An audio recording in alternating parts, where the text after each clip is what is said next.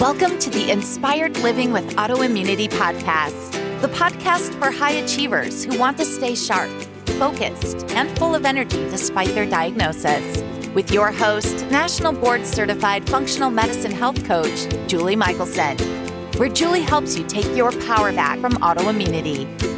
And now here's your host, Julie Michelson.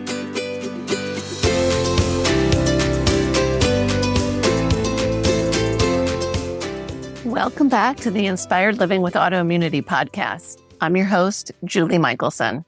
And today we are joined by Dr. Miles Nichols, founder of the Medicine with Heart Functional Medicine Clinic in Colorado.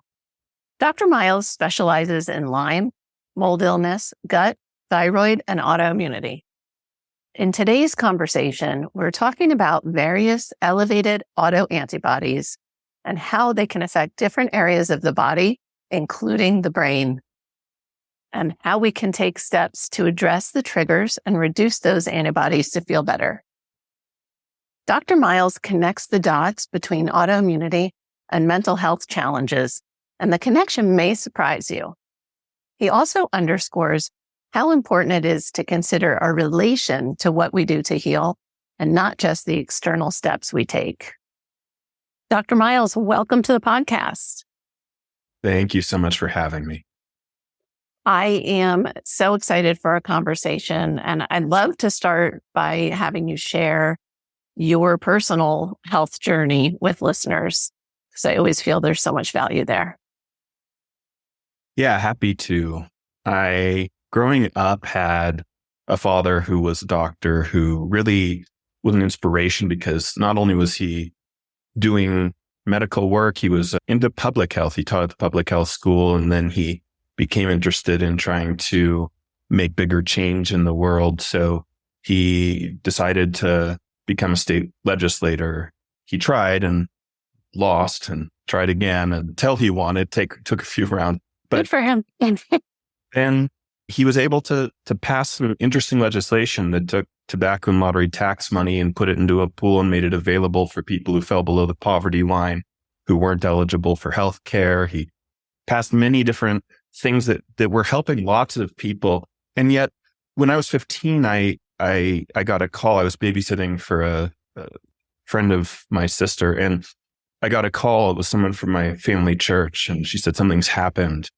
You're going to have to leave. Someone's going to come take over for you. Your father's in the hospital. And he had passed on suddenly and unexpectedly from a heart attack. And that just threw me for a loop because I didn't see it coming.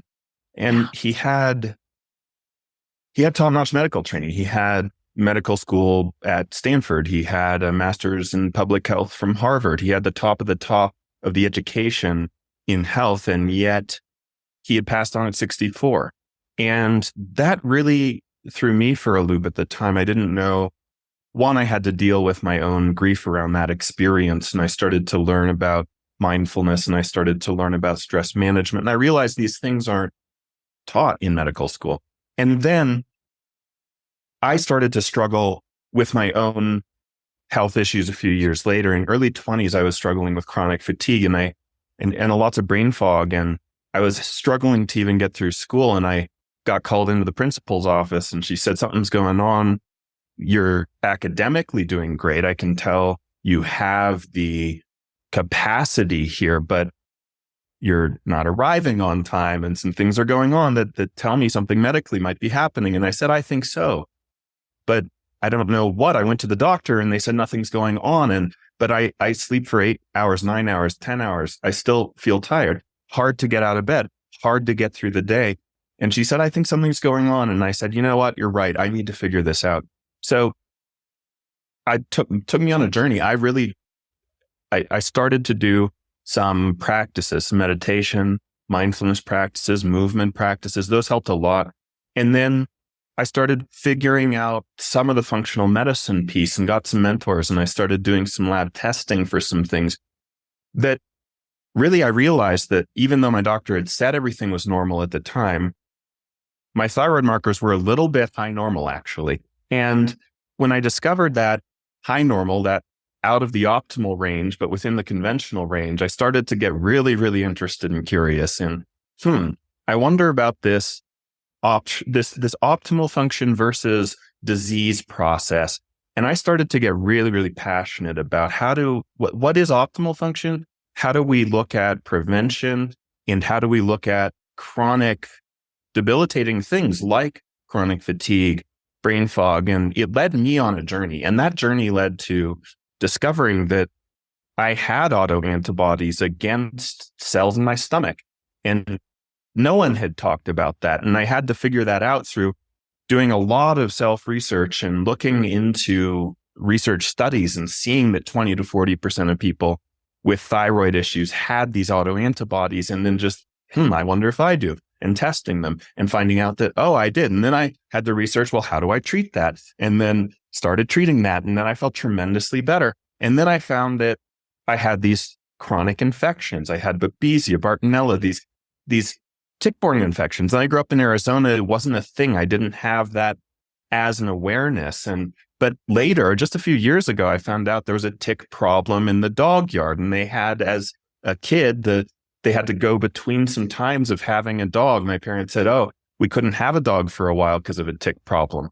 And it starts to become clear over time. And I start to think back to the allergies, the eczema that I had, the things that as a little kid that I didn't think much of at the time, and that now I'm starting to piece together the puzzle. And then I was living in a moldy environment, and I tested and had the multi-susceptible gene, which is one of the worst genes for accumulating toxin from mold, creating a chronic inflammatory response.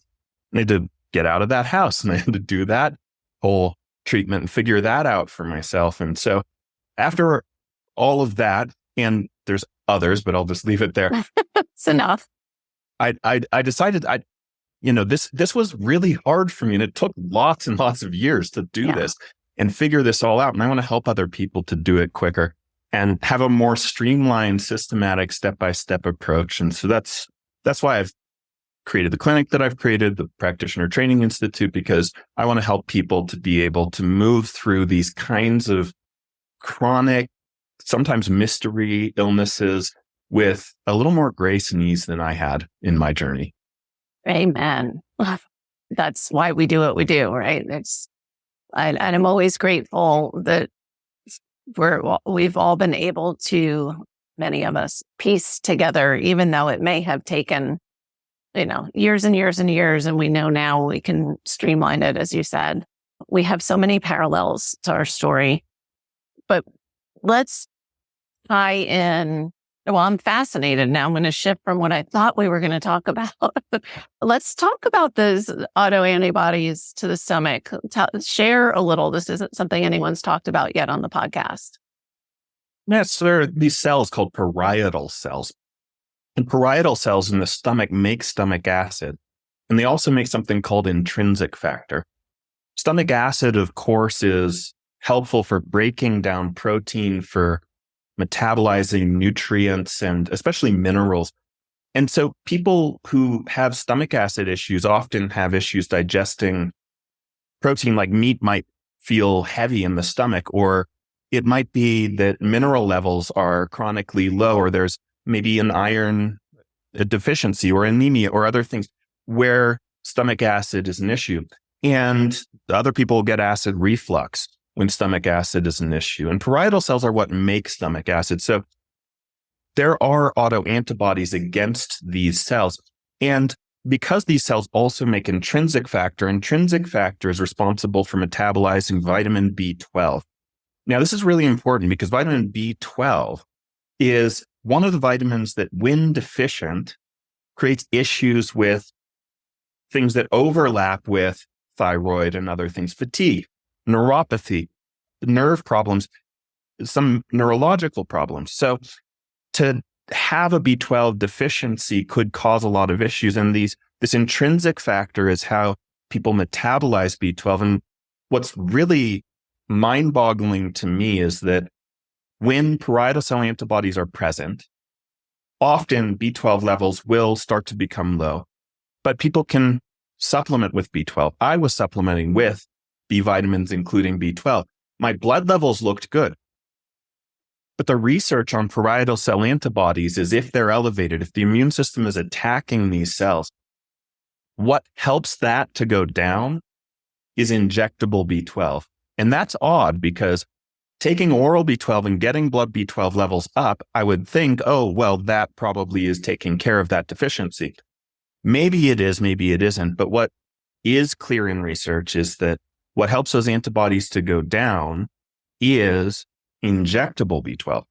And oral does not work. And I've tried oral, I've tried topical, I've tried liposomal, I've tried sublingual, and injectable is the only one I've found to reliably bring in patients down the elevated parietal cell antibodies. And so that's interesting, and I don't completely understand why, but it's there. It's in the research. It works. Right. And what I noticed personally is that injecting B12 had a totally different effect for me than oral B12, sublingual B12, all the other forms of B12 that I had taken.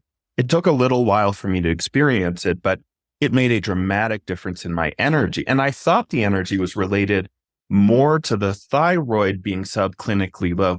And it probably had something to do with that. But 20 to 40% of people who have thyroid issues have parietal cell antibodies. And then parietal cell antibodies are also elevated in a number of other autoimmune conditions. So people who have one or more autoimmune conditions, which hypothyroidism is often an autoimmune condition in and of itself most of the time. People who have one or more are at higher risk for having parietal cell antibody elevation, and yet it's one that doesn't tend to get tested all that often. So I test it frequently in people, and even people who don't have known autoimmunity, sometimes I'll find parietal cell antibodies still, and it explains some, especially when I see there are oral symptoms. So there are a few oral symptoms that are almost guaranteed to have parietal cell antibodies, which is quite strange. This sore tongue, this feeling of a sore tongue, waking up with a really dry mouth, and having a sense of, if people get a lot of oral symptomatology, canker sores, and certain other throat issues, chronic sore throats, and strange feelings in their throat, their tongue, their mouth. That's almost, in research, they see like over 90% with some of those symptoms have parietal cell antibody elevation. So it's very fascinating, and it's a topic that I wish more people understood about. So thank you for asking. Oh my gosh. I see. We can stop now. I'm good. No, I'm kidding.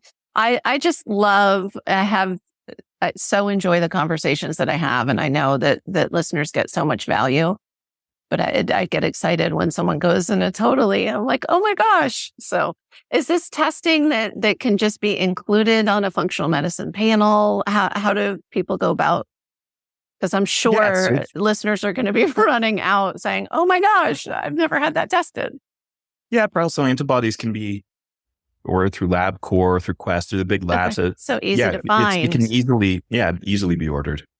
Amazing. Not very expensive, even if it doesn't go through insurance either. Which is always a blessing when it comes to this kind of testing. So that leads me to, I know you have this pretty systematic approach to streamline things for your patients. Are you a tester? Is that something, do you do certain kinds of panels in the beginning? Yeah, I do. I do quite a lot of testing, because I tend to get the people who have been through a lot of other stuff and they're still struggling. So often the people I get they've done a lot with diet, with lifestyle, and with supplementation, and they've done usually some treatments in the functional world by the time they get to me. So often I'm trying to figure out those weird mystery things that a lot of people haven't tested for. I do a lot of neurological autoantibody testing, so antibody testing against brain and brain tissue. I find that a number of people have immune autoantibodies against things like dopamine receptor 1 or cerebellar tissue or Purkinje cells or these other structures in the brain. And that really, it concerns me about where we're headed as a culture, because the stats on cognitive decline, on Alzheimer's, dementia, and mild cognitive impairment are significant. The stats on mental health issues are significant. And I see an overlap. What was interesting is I was treating a lot of chronic infections, toxin issues, gut dysfunction, methylation issues, mitochondrial issues. And what I discovered is a lot of people were saying, wow, my anxiety went away, my depression got better. And I started to think, I wonder why that's happening. And I started to look into the research about these mental health concerns.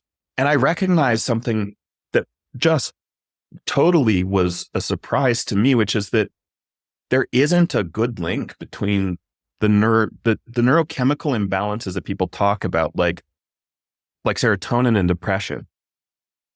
When I look at the most recent umbrella review papers on that, the peer-reviewed clinical trials that are looking at a meta-analysis of all the other trials, there's no good evidence that serotonin depletion causes depression. And that's just mind-boggling to me because that's still the perpetuated norm. That's what people think. Even in the research in the medical communities, a lot of people think that unless they're really up to date on this.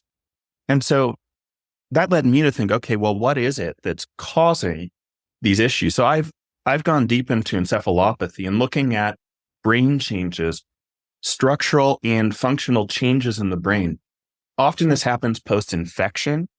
Of course, traumatic emotional experiences can play a role in the development of mental health issues, neurologic issues, of cognitive issues, of brain fog, of headaches, of chronic fatigue, of neuropathy, of chronic pain, and also an autoantibody attack against brain tissue post-infection, post-toxin exposure. So I started to piece together, infections, actually, there's a huge body of literature, a huge amount of research suggesting post-infectious encephalopathy. And this became abundantly clear with COVID. It became abundantly clear with Lyme because I treat a lot of Lyme and co-infections, that post this infection, often in doing case history, people say, I was doing pretty well with stress. I was feeling pretty energetic, pretty good in myself until this time.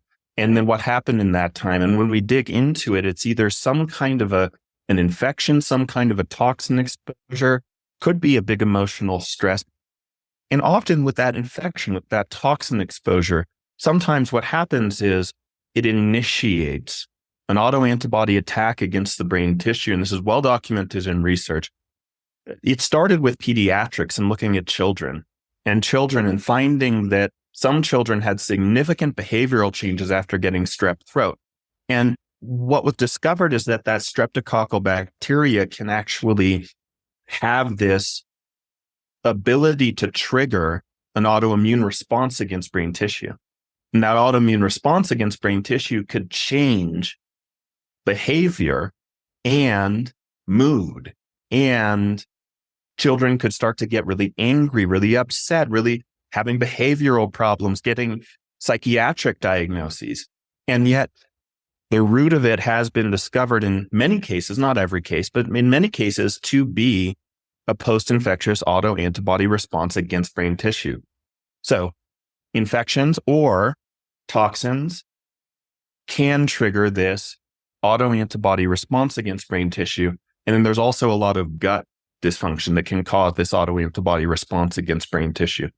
So part of the testing that I do are looking for those antibodies against brain tissue, looking for other autoantibodies in the body, as well as looking for what's hormone function like, what's gut function like, is there any gut dysfunction, what's cellular function methylation like, what's mitochondrial function like.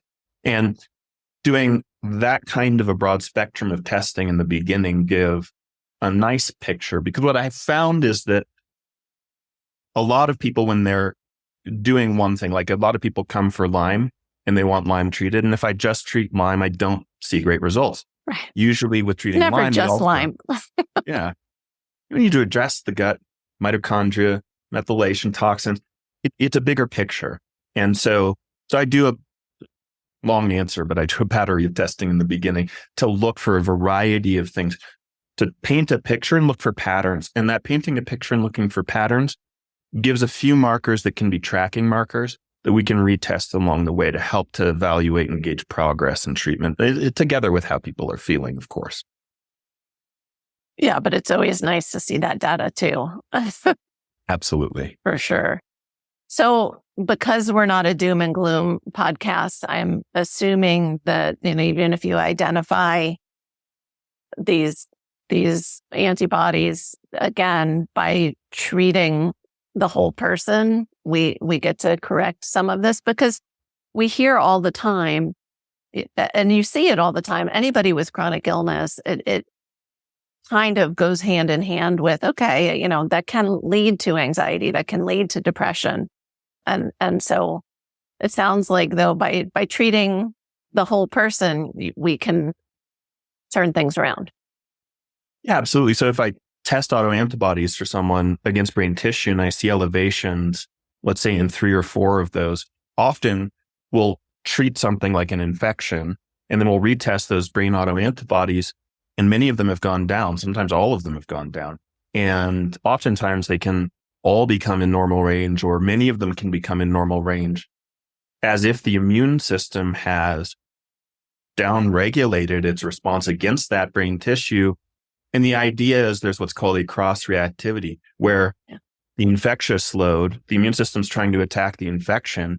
It just so happens that, and there's studies on this. So there's a study on Lyme, for example, where the Borrelia burgdorferi bacteria that causes Lyme, there's a segment of the DNA there that looks like thyroid tissue. And that overlap is probably part of where the immune system is confusing and attacking, trying to deal with Borrelia burgdorferi bacteria and inadvertently also attacking thyroid tissue. And same with some of these brain tissues. So it's likely that the immune system is trying to take care of something legitimate. And if we treat that something in a way that helps to lower the burden, the immune burden, then the immune system can relax that attack against the tissue, because the tissue is cross-reacting with the other pathogenic factor that the immune system was aggravated about. And so what that leads to is that and this is part of the value of the autoantibody testing, is if there are autoantibodies, there's likely 3 components in place. A genetic predisposition, we can't do much about that.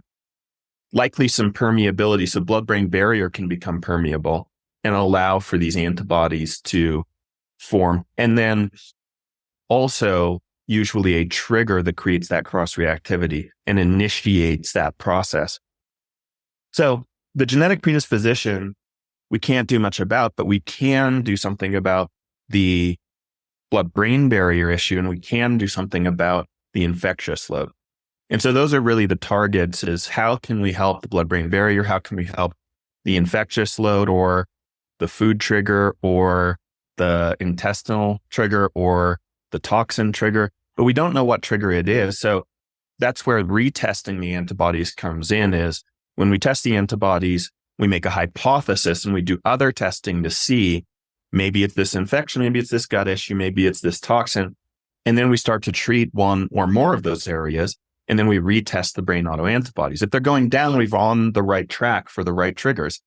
If they don't go down or they keep going up, now we have to go back to the drawing board, maybe order more testing, maybe look for other things, maybe start to treat the next layer that we haven't gotten to yet.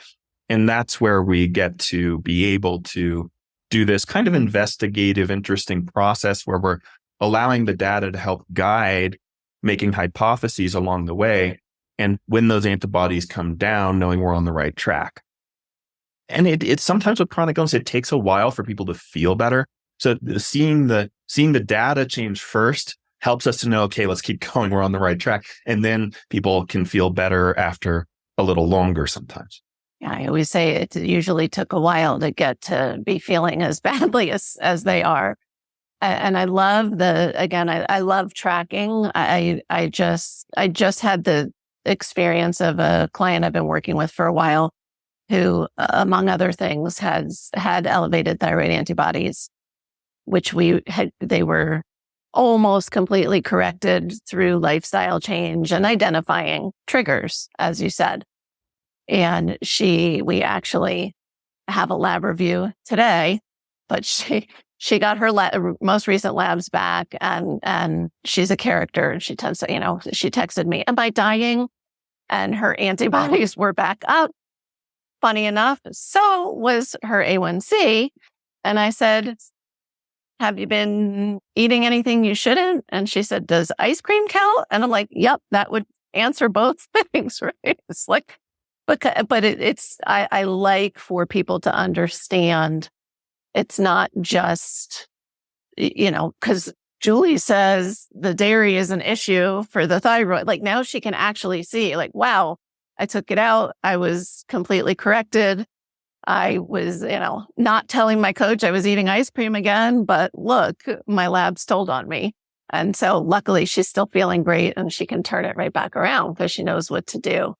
But I think that for me, the biggest, this is a technical conversation, but the biggest takeaway is that when somebody is experiencing any kind of chronic illness, and even maybe when not, we can talk about that too. But if you are dealing with any kind of psychological, emotional, depression, anxiety, don't just discount it. Like I said earlier with the I can explain it away because of course, I'm struggling with these physical symptoms. I think it's really an exciting area that you're focusing on. And as you mentioned, hugely important with the mental health crisis, the cognitive decline crisis. I mean, this is an exciting area of functional medicine that you're focused on.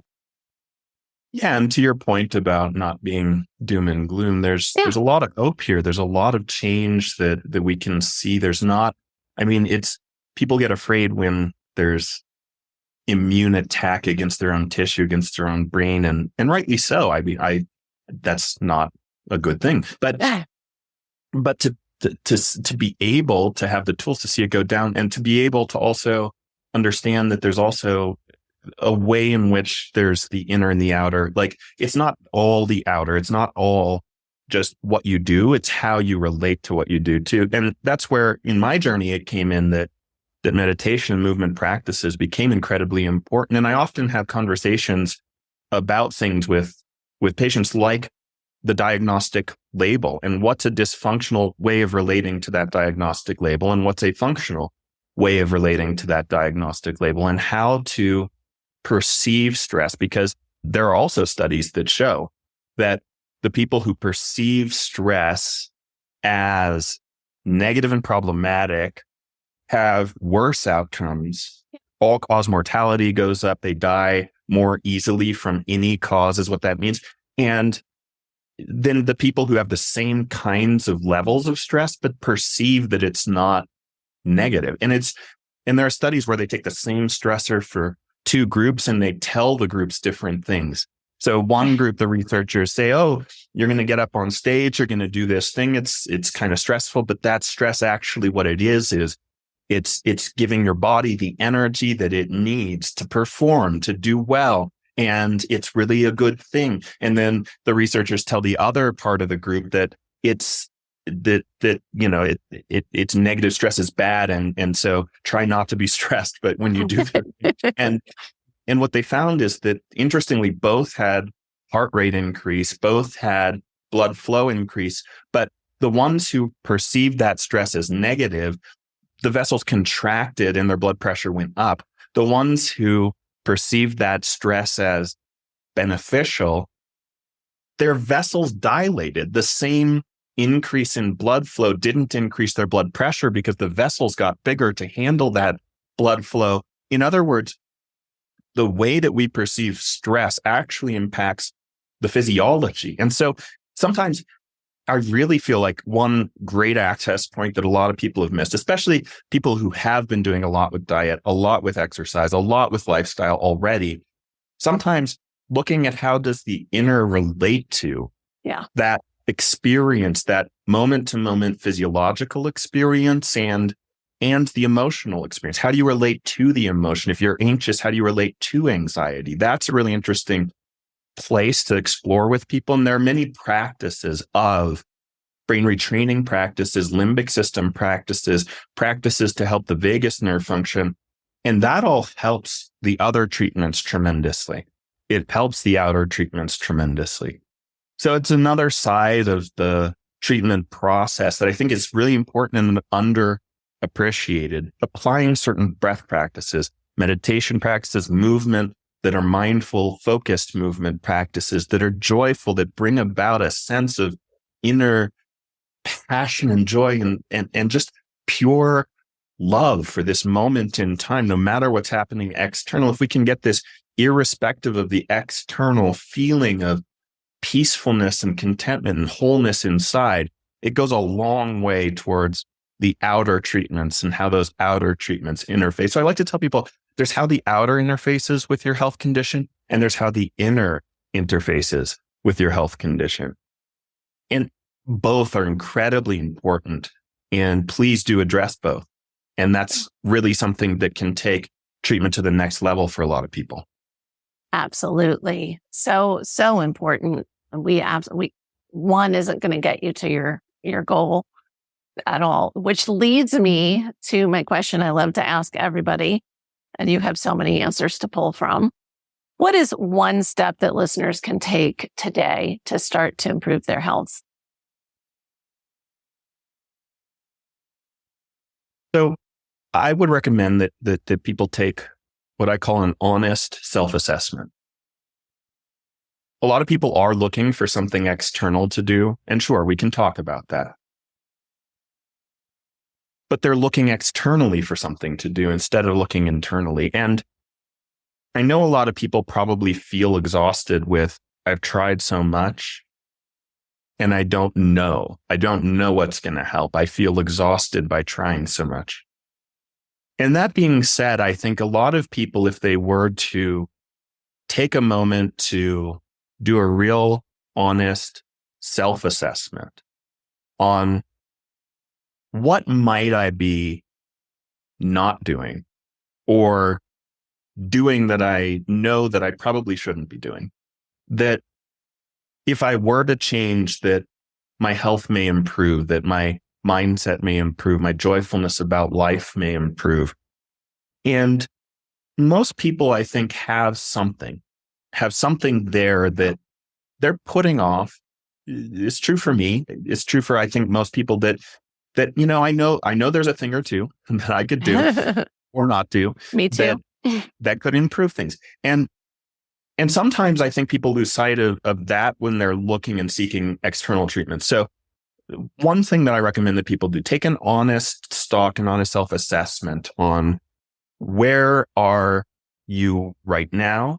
Where do you want to be? And what do you perceive as a possible obstacle to getting there? And then a part two of this is don't just look from where you are to where you want to be, because what that does is you're at the bottom of the hill looking up and it's daunting sometimes. So also take a look back, take a look at where you are. Be grateful for where you are in the sense that you could be worse. There's a worse for everyone, right? So look at, and that's the structure of gratitude. Gratitude, what it's saying, I'm so grateful that I have shelter. What it's saying is that there are people in this world who don't have shelter, or I could be homeless and not have shelter. And that's a weird thing to think about that would helps people, but research is clear. It makes people happier. It makes people more grateful. It helps bring about improvements in mood, nervous system function. It does a lot of good for people. So to not only look from where you are to where you want to be and what obstacles are along the way, but also to look from where you are at how grateful you are. When I was chronically fatigued, to say, I am so grateful that I'm not bedridden in a hospital. At least I'm getting out of bed. And that is something. I'm getting out of bed in the morning. And yes, I have these struggles. Even though I have these struggles, even though I'm struggling to get through school, I'm so grateful that I have the capacity to even try, to even get there, to even show up is something. And to feel good about something that you have and where you are. So to make it a spectrum of, yes, here's where I want to be. And here's where I'm so glad that I'm not. I'm somewhere in the middle, and to feel that sense of being in the middle, not at the bottom looking up, because that's the the dysfunctional pattern that so many of us get stuck in is like, I'm thinking about where I am compared to where I want to be. And to also bring into the picture where I'm glad that I'm not. Yeah. And both are really important to hold. Such amazing, amazing advice. I hope everybody that hears this pick, not only does the exercise, but write it down. We need those reminders for sure. For people that listen on the go, where's the best place to find you? Medicine with Heart is the name of my clinic. So medicinewithheart.com is the best central resource. There's lots of free blog articles there, great information there that people can access. And then if people want to inquire about working with the clinic, they can book a call with a staff member to discuss what that looks like as well. And then for providers or practitioners, I have a practitioner training institute as well. And that's mindbodyfunctionalmedicine.com. So people can, if they're interested in training as a provider or practitioner, go to mindbodyfunctionalmedicine.com. For everyone else, medicinewithheart.com is the best resource. Wonderful. Dr. Miles, thank you so much. You have given us amazing gold today. Thank you so much. I really appreciate you, Julie. For everyone listening, remember you can get the transcripts and show notes by visiting inspiredliving.show. I hope you enjoyed this episode as much as I did. I'll see you next week. Thank you for listening to Julie Michelson's Inspired Living with Autoimmunity. Did you enjoy this episode? Please like, share, and subscribe wherever you listen to podcasts. If you'd like to get a transcript of this and every other episode, just head on over to inspiredliving.show or click on the link in this episode's description. There, you can also find everything we discussed in this episode, including links and information about our guest. You can even send in your questions to be answered by Julie in a future episode. That's inspiredliving.show. Until next time, this is Julie Michelson's Inspired Living with Autoimmunity podcast, helping you take your power back.